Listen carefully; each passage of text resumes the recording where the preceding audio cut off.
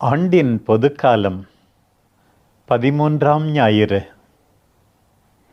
என்னை விட தன் தந்தையிடமாவது தாயிடமாவது மிகுதியான அன்பு கொண்டுள்ளவர் என்னுடையவராக தகுதியற்றவர் என்றீரே. ஆண்டவரே, உமது வார்த்தை காட்டின் மரத்தை கோடாரி பிளப்பது போல் என் உள்ளத்தை பிளக்கின்றது. அது என்னை அலட்சியமாக விட்டுவிடுவதில்லை. மாறாக எனது ஆழமான உள்மனதோடு என்னை ஈடுபடுத்துகின்றது. மலைகளைப் போல பழமையான தீமைகளிலும் கடலைப் போல ஆழமான சுயநலங்களிலும் மூழ்கியிருக்கும் எனக்கு உமது வார்த்தை மிகவும் சங்கடமான ஒன்றாக இருக்கிறது.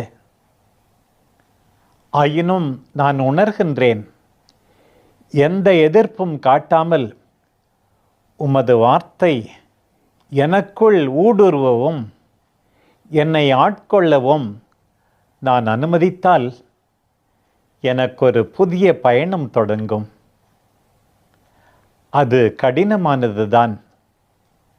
ஆனால் இமயமலை ஏறுவதைப் போலவோ அல்லது விண்வெளி பயணத்தைப் போலவோ உற்சாகமானது. அது தலை முதல் கால் வரை முற்றிலும் புதியவனாக மாறுவதை போன்றது.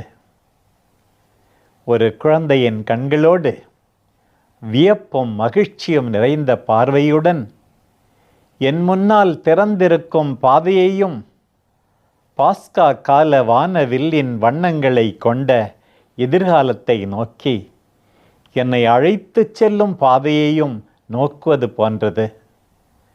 என்னை வழிநடத்தும் ஆண்டவரே, ஆமென்.